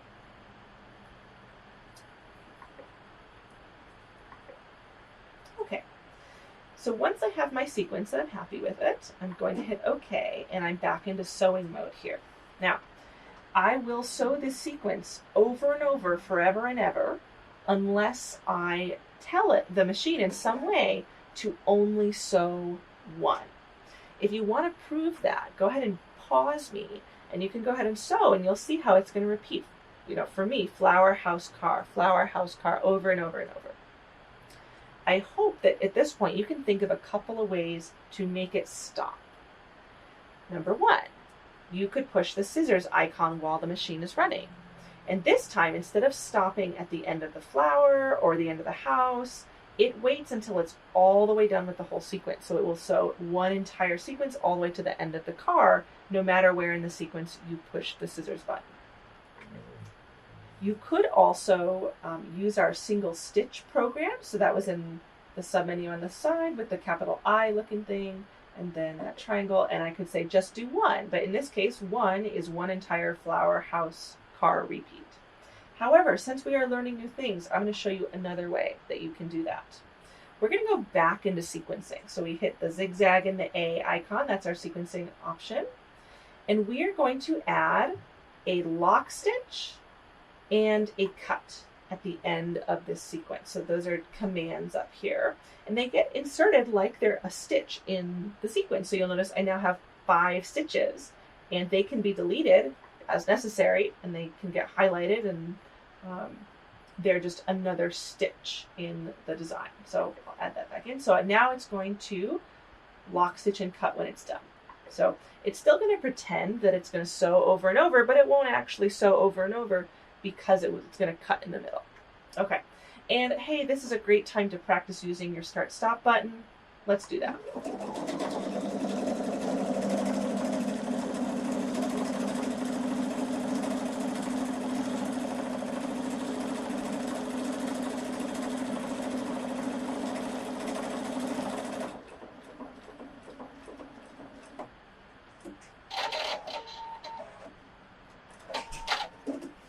Hey, so we got a sequence of flower, house, car, and it cut after the car without me having to do anything because I had a cut command in the sequence. All right, so pause me if you need to, if you want to play with sequencing in this sort of stage, but otherwise we're going to go on to using sequencing in order to write like your name or a label. To do that, we're going to go back into sequencing, and I want to get rid of what I have. We're going to use the trash can, but notice the trash can has a little triangle in the bottom right-hand corner, and way back at the beginning of the video, remember that I said that that triangle is shorthand for if you push and hold me, I will do something different, but related. So I push and hold. Oh, let's see if it'll register. There we go. And it says delete all stitches, and I hit OK because I want to delete all stitches. Now we're going to add lettering. I go into my stitch categories, and instead of going right for the regular categories, I'm actually going to look off to the right-hand column and select the A on that right-hand column. I'm given access to several fonts. The number next to them, 12 or 9, refers to their height in millimeters. So the comic alphabet is the biggest. It is 12 millimeters. We'll go ahead and do that. It gives you a keyboard just like the keyboard on your computer, and you have capitals and lowercases. So if we're going to write a quilt label like made with love, we'll start with a capital M, and then to swap to lowercase, I'm going to toggle this, well, not that. Here, we can learn our backspace button. There's our backspace button. I toggle the capital A, lowercase a, and then it's got a capital O with an umlaut and a lowercase o with an umlaut and a what. This is your separate keyboard. So lowercase keyboard, capital European characters, that's what they call it, lowercase European characters, and then numbers and symbols. And then it toggles right back. All right, so I get to my lower cases, and we'll type the rest of this in. There's a space icon right next to the backspace. This might be where your stylus is your best friend.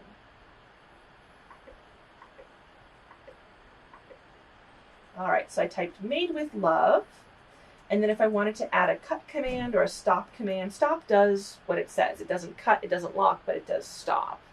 You could. I'm going to go ahead and not do that and hit OK, because I want to add a little heart at the end of this. So now I'm going to go into my stitch categories, back up to my sewing stitches, and now we're going to go to bows and hearts, and oh, that's probably cute. Okay, so now I've got made with love, heart, and I do want it to cut afterwards, so I'll add a cut command. Now we hit OK. All right. Let's see what this looks like.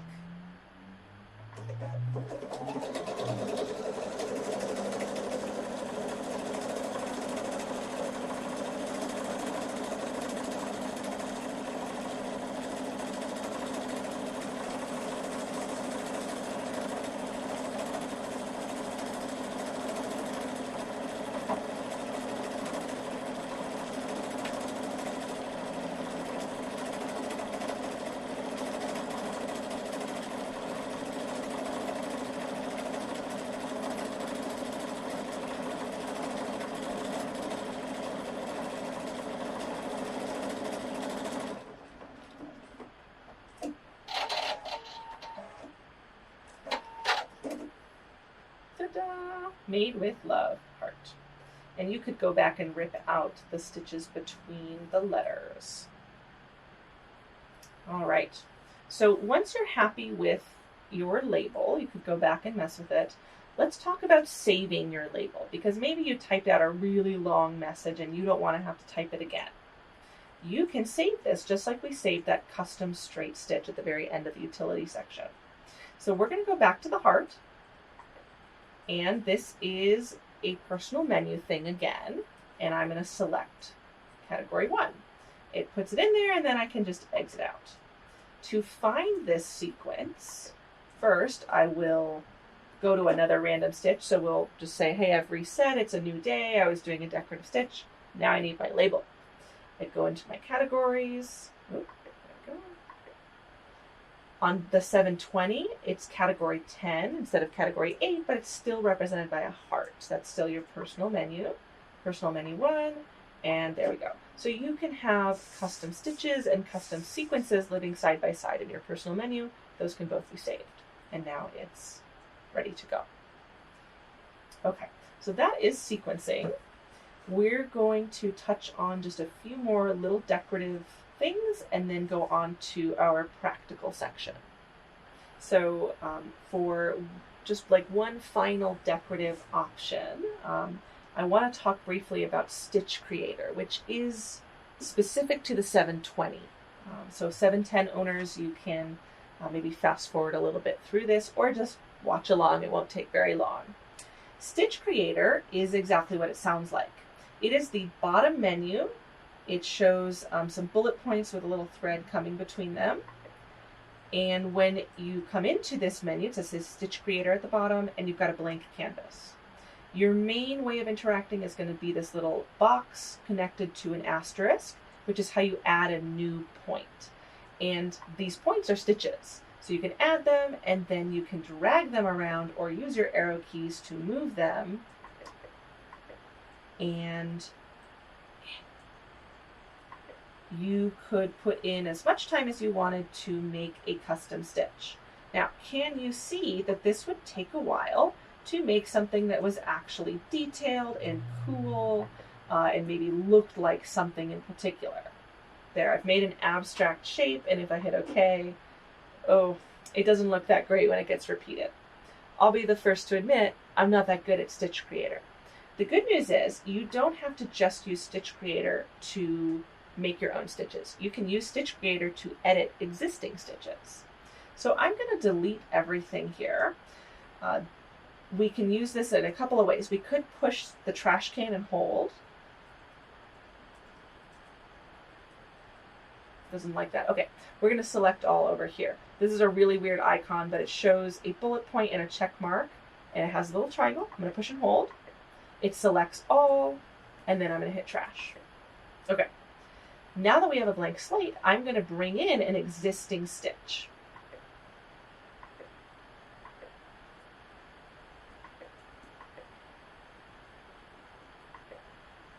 And I'm going to bring in a cute little leaf shape. And let's say I liked this leaf shape, but I felt like it wasn't showing up properly against the background fabric. And I thought, boy, it sure would look a little bit better if it was triple stitched.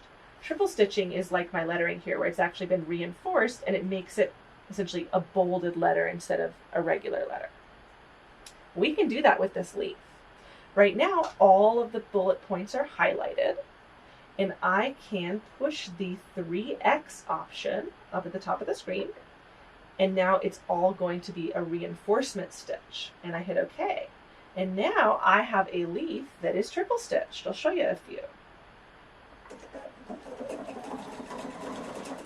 And while we're here, let's pick up the last button that I promised we would talk about.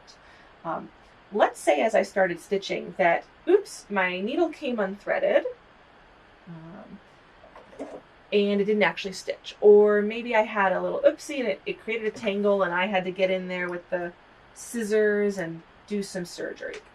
Either way, I've removed the fabric from the machine, but the machine still thinks it's halfway through the leaf, or a couple stitches into the leaf. When I start again, it's going to try to keep stitching right from where it left off. But I need it to start over because maybe I'm going to rip that bit out and try again in the same spot. To do that, we use that last button, which is a triangle with a line at the top. It's restart stitch, essentially. And it's like I never had the oopsie. It's going to start right back at the beginning of this leaf. Really simple button to understand.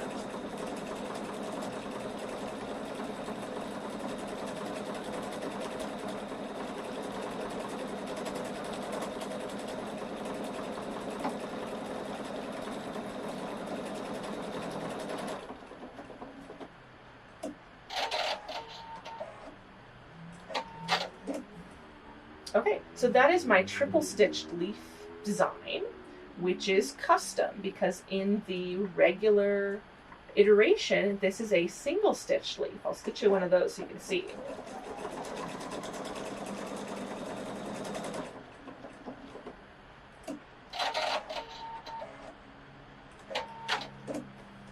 Look at that. So it's pretty cool, pretty different. That's my favorite thing to do with Stitch Creator. You can edit stitches. You could say move or delete stitches. I'll show you kind of how that works. So we go back into Stitch Creator. Let's say I'm not triple stitching it, but maybe I want to select one of these points. A little bit hard to do. I'm kind of unselecting as I go. And maybe I want to selectively delete. Oh, there we go. Okay, so now I had to uncheck that check mark, and I've got one of them, and I want to move it. Okay, so far so good.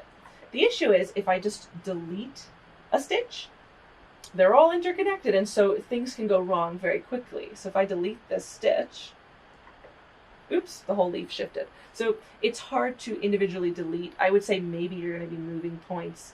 Definitely triple stitching. I love the triple stitching function. But maybe not deleting and editing existing stitches in this way. Okay, so that's Stitch Creator for you. Again, I mostly just use it for the triple stitching. You'll notice triple stitching isn't available right now, but that's because not all stitches are selected. You have to have more than one stitch selected. So I just push and hold on that check mark, all selected, and now triple stitching is available. Okay, and you could save that stitch, my work of art here. You could save it using the heart in the same way we have. Okay, so that's the end of my decorative stitch category or section. If you would like another break, go ahead and pause me. Otherwise, we're going to go right into practical stuff and play with a couple of the feet. While you're on your break, I will have you find your buttonhole foot, which is the 5A foot. It's often hiding in the back of your table if you can't find it. All right, see you soon. All right, welcome back from your break, or good job persevering if you did not take a break. So we're back with our 5A foot because we're going to do a buttonhole together. When we do a buttonhole, there is some setup, and you have to do all the setup in order to get a correct buttonhole. The first step is going to be going to a buttonhole stitch. So I go to my stitch categories, essential stitches, and then buttonholes is still in category 1. It is subcategory 3.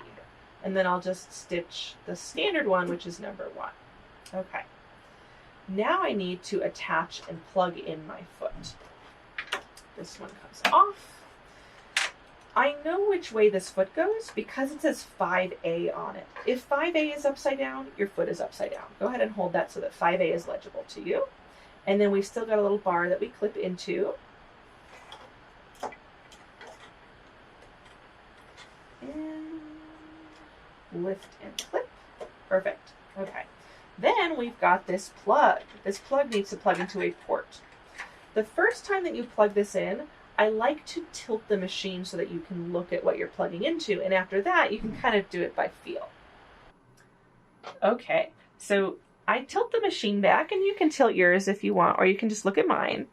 There is a black square up and to the left above the foot, and that is a port for the plug. So the plug gets plugged in. I leave the bulk of the cord pointing backwards, and I like to do an extra sort of wiggle and push. I find that sometimes the cord doesn't, or the plug doesn't go all the way in if the cord is in a certain position. So I like to kind of wiggle it back and forth and just make sure it's really up there. Okay, at that point, you can let your machine sit back down, and in the future, you probably can do that by feel. All right, so now that our foot is plugged in, the whole point of having it plugged in is the machine is going to tell the foot how far to travel. So we need to figure out how big of a buttonhole do we need to make. To do this, we need to measure our button. And there's a couple options. Number one, at the very top right-hand corner of the lid, if you open your lid, there is a little ruler. And that's not my favorite. It's definitely kind of hard to hold a button up and measure it that way. But if you do, you want to be using the millimeters, which is the right-hand column. Otherwise, I would use a seam gauge to measure the millimeter diameter of your button. A diameter is, if this was a button, from side to side, all the way across the breadth of the button. So let's say I have a button that is 22 millimeters. That's 2.2 centimeters. I would then program in a buttonhole that is a couple millimeters longer than the button. Buttonholes are always bigger than buttons, and if it's a really thick button, you need a longer buttonhole than you would need for a thin button, let's say. So you're always going to do a test because you need to see, does the button fit comfortably through the buttonhole based on the fabric I'm using and the button I'm using. So you never sew the buttonhole directly onto the wedding dress, no practice required. Always do a practice. So to program in that length, we're going to go to our screen and notice the center icon says 16. Oh, just fell asleep, 16. That is millimeters. And like I said, for a 22 millimeter button, I'm going to do about a 25 millimeter buttonhole. So I've got it programmed to 25. The last step is to get the physical foot all set up because this foot's on a slider and we need that slider in a specific spot. Notice the red arrow on the foot. That is supposed to align with the notch on this silver notch right here. I'm sticking my fingernail into it on the slider itself. Basically, this is reminding you to put the bulk of that slider toward the back of the foot because this is actually going to sew backwards. So at this point, to review, the foot setup has been put the foot on, plug the foot in, and then slide the slider so that the red arrow aligns with the notch in the slider. The screen setup has been go to a buttonhole stitch and measure your button and then program in a length of buttonhole that's a couple millimeters longer than your button. The last thing to do is to prep our fabric. And all we have to do is mark the bottom left-hand corner of the buttonhole. So if I want a buttonhole, let's do this on the white one. So if I want a buttonhole here-ish, I would mark in an erasable pen or pencil just the bottom left-hand corner. And that's what I'm going to do here. Obviously, you're not going to use Sharpie. You're going to use a chalk pencil or a friction pen. All right, bottom left-hand corner. And notice I have plenty of room to travel backwards. Then I put the needle in the crosshair that I drew. All right, we're good to go.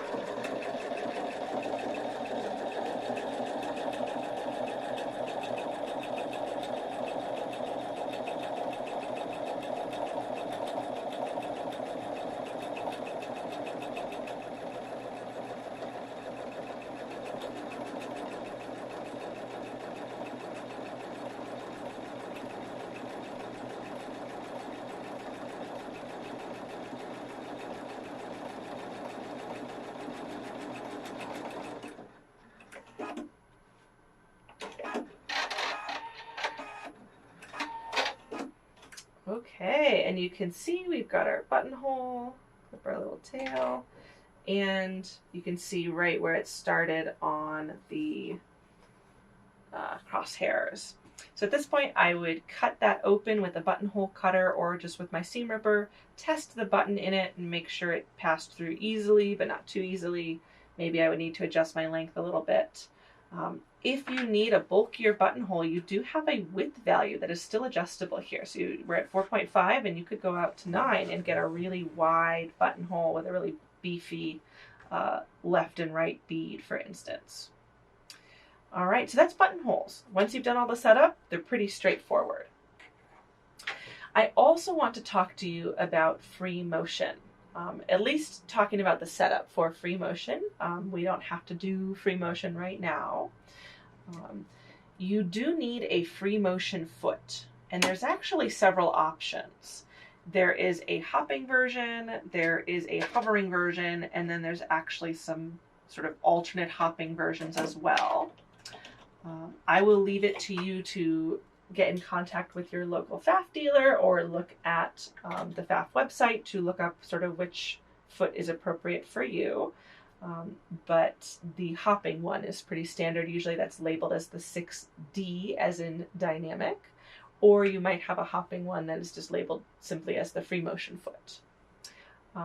However, I do want to mention the setup because people can get stuck in free motion. So let's talk about how to get in and out of free motion. First of all, I'm going to go back to a straight stitch because we free motion with our straight stitch. And then for the feed dog drop, you actually have two options for how to do that. There is a lever down on the bottom of the machine right next to where your table slides onto. There's a little switch, and that'll drop your feed dogs manually. I'll put those back up. However, most of us are going to do that on the screen. I'm going to bring them back up by just starting to sew there. And on the screen, you can see this little bowl of spaghetti in the upper right-hand corner. It shows a little stipple. That's your free motion icon. And when I push it, it makes me select a foot. Like I said, the 6D, the dynamic spring foot, is the most common that people have. And so if I check that, it's going to go ahead and put me into free motion mode with my feed dogs. They're going to drop. So the next time they go down, the next time I start sewing, they are not going to come back up. And in fact, I can prove it, even though I don't have a free motion foot right now. I'll show you that if I don't move the fabric doesn't move, which is going to prove my feed dogs are down.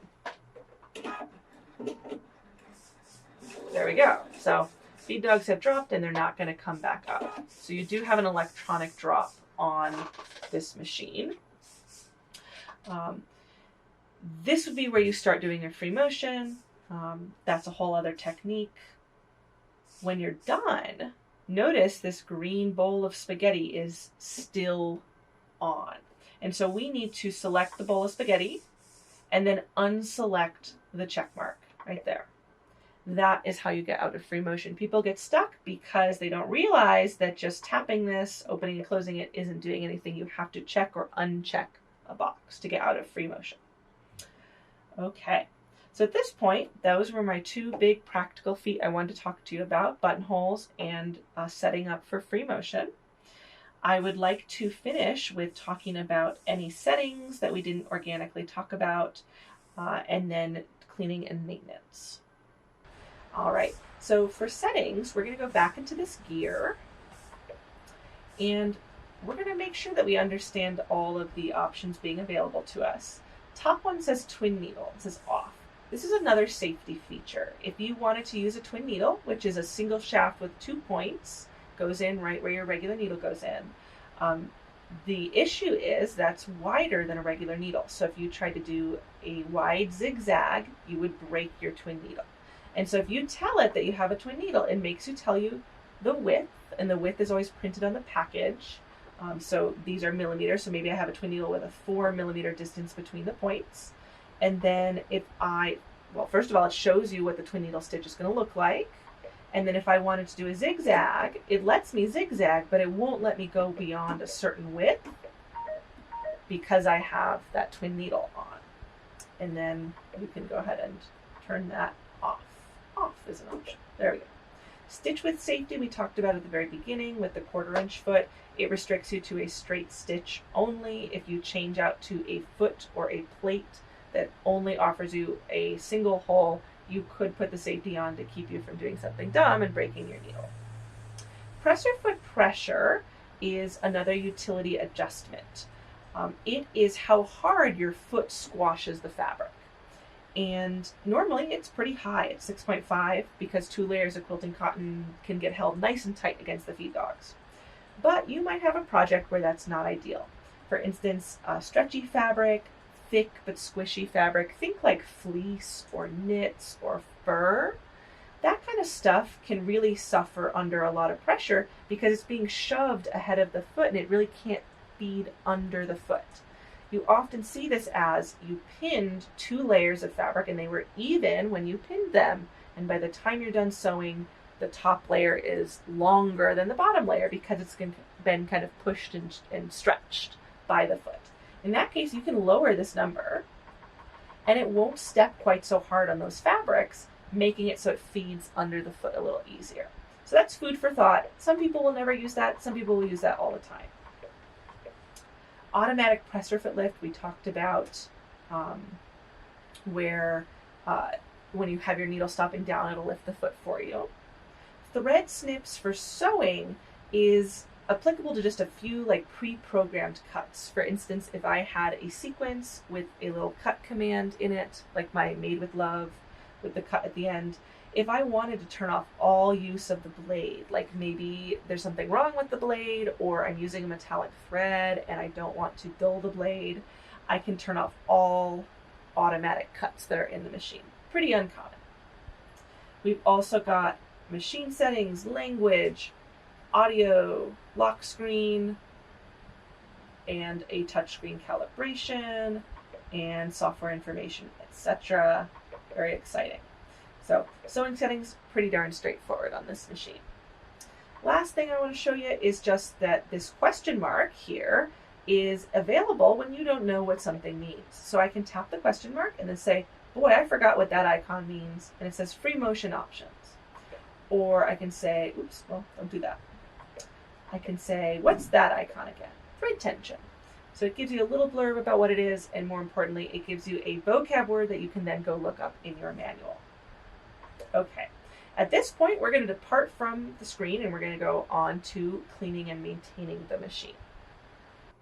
Okay, so for cleaning and maintenance, we're going to be looking under the plate here. There's nothing up top that you're going to need to clean or oil. They do not offer you oiling points up there. We're only responsible for under the plate. You could actually leave your foot on. It doesn't really get in the way, but for visual clarity, I'm going to take mine off. All right.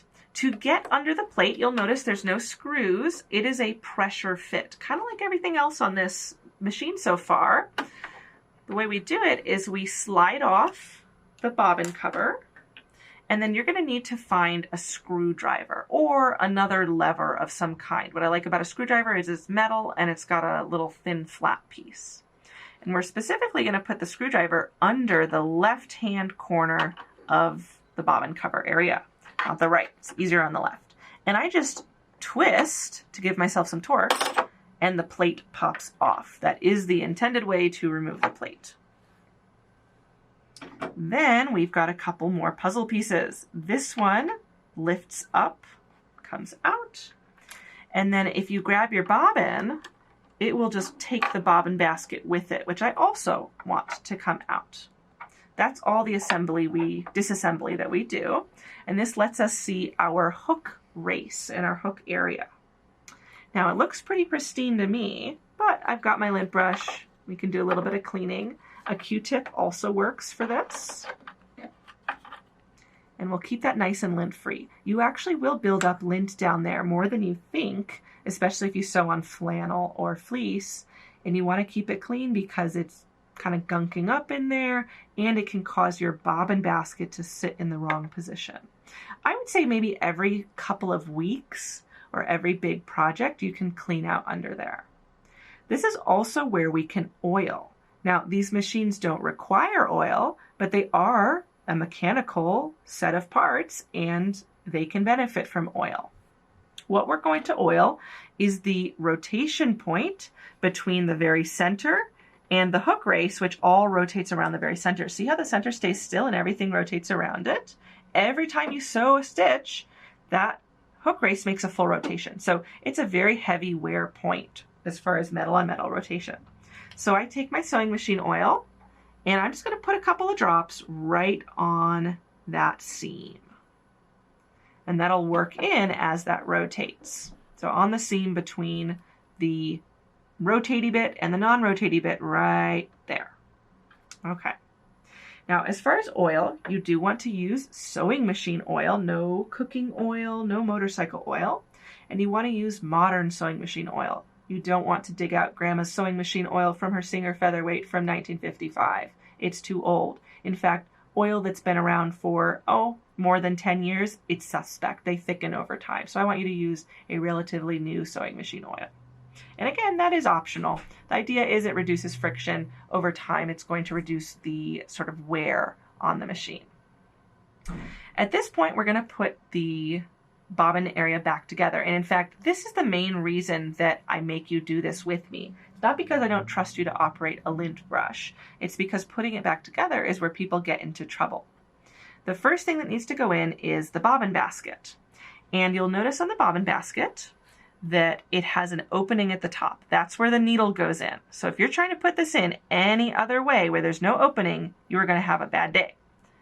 Then, alternatively, you'll notice that there's that slot that I had told us to thread into that was at like 5:30 or 6. That's got to be at 5:30 or 6. So with those two orientations, we're just going to drop this in. And it sits on a ledge, and we're going to negotiate it onto that ledge. There we go. How do I know when it's actually in there? Well, it sits level. It has no rock left and right, so I can't unlevel it by tapping one side or the other. I'll show you what it looks like when it's wrong. Here it's not level, and it had some play there where I tapped in it and it rocked. This does wiggle. It rotates in this plane, but it doesn't rotate in that plane. That would be bad. I don't see more rim on one side than the other. It's all silver rim and even amount all the way around. All right, at this point, I'm going to drop my stopper in. It goes in bottom first and then lays down. And then my stitch plate is going to go in tabs at the top first. And then this is a pressure fit, so you push firmly on there and it clips in. To check our work, we are going to take our hand wheel and rotate the needle, or rotate the hand wheel towards myself. Needle's going to go all the way down, all the way up. I want to make sure when I do that, that my needle doesn't hit anything, that the bobbin basket doesn't jump or make a weird noise, and that it doesn't feel really, really hard to turn the hand wheel. This is a normal amount of wiggle right here, okay? So if I can do all that and I don't hit anything, I did it right. If something happens there, I need to take it apart and try again. Then I can go ahead and put my bobbin back in and I'm good to go. Again, you want to do that every couple of weeks, let's say. You can oil every couple of weeks as well. You do not need to oil more often than that. If you want to use air of some kind, no compressed air. Compressed air blows some of the dust out, but some of the dust gets deeper in, packs into belts and gears and stuff. No canned air either, because that has moisture in it as well as being compressed, so it's also a problem. The moisture will rust your machine. You can use a vacuum if you want. You can hold your vacuum hose up and vacuum stuff out, but I find a lint brush works just fine. You'll want to get your machine professionally serviced once every couple of years. Once every year if you sew a lot.